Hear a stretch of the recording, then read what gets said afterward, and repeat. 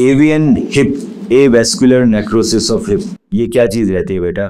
ये चीज है, देख तेरा कूला दिख रहा है यहाँ पे, ये कूला है, अच्छा है। फिर क्या होता है, धीरे धीरे कूला मरने लगता है। अभी क्यों मर जाता है? मैक्सिमम लोगों का अपना मर जाता है, कोई रीजन नहीं पता पड़ता, उसको होते हैं इडियोपैथिक, मर गया जी, कोई रीजन नहीं है। कुछ लोगों में मरता है अगर उनकी हिस्ट्री हो स्टेरॉइड लेने की।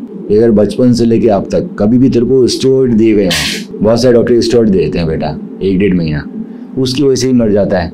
कई बार अल्कोहल और स्मोकिंग की वजह से मर जाता है, कई बार चोट लगने की वजह से मर जाते हैं, और वो चोट लगने की वजह से मरना थोड़ा कम है। मेरे को जो मैक्सिमम केस है वो इडियोपैथिक अपने आप हो जाते हैं, मालूम नहीं पड़ता क्यों होते हैं। ये बहुत ही कॉमन चीज़ है, आप अकेले नहीं हो। सो जो मैं बता रहा हूँ ना वो आप समझो कि घुटने की चोट की वजह से एवियन नहीं होता, एवियन अपना आप हो जाता है। इसका मतलब ये नहीं कि स्मोकिंग और जो अल्कोहल पीते हैं उनको हमेशा ही होगा ना, उनमें से बहुत कम लोगों को होता है।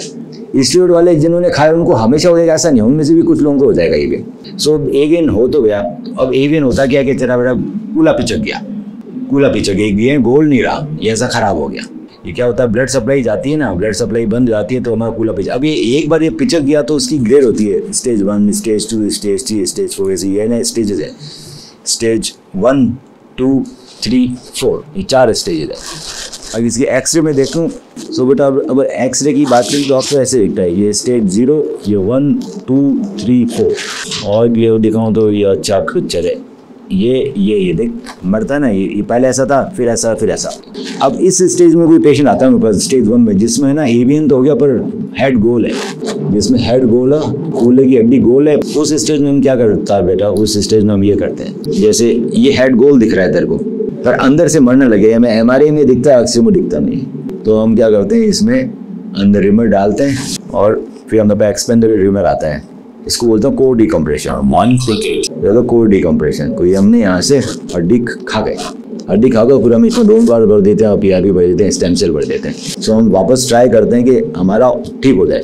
ये हमने हड्डी जो खराब हड्डी थी वो निकाल दी और अच्छी हड्डी डाल दी, स्टेम सेल डाल दी। तो कोर डिकम्प्रेशन, इससे क्या होता है, कभी कभी हाथ फट जाता है तो हमारा हेड खराब नहीं होता है। तो मैं आप ऐप से देखिए, ये एक तो चला गया पूरा, दूसरे वाले का क्या एमआरआई में एवियन दिख रहा है मुझे, तो मैं ये कर सकता हूँ, मैं देख लूँ।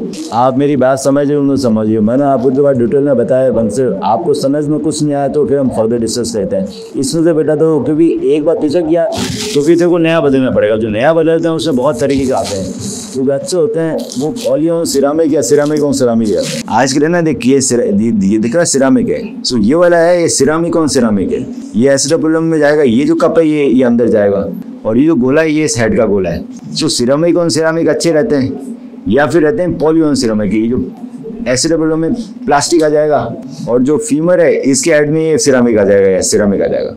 सो इन दोनों ऑप्शन में यूज कर सकता है, पॉलीऑन सिरामिक या सिरामिक। ये तेरे 20-25 साल बढ़िया मिसालेंगी।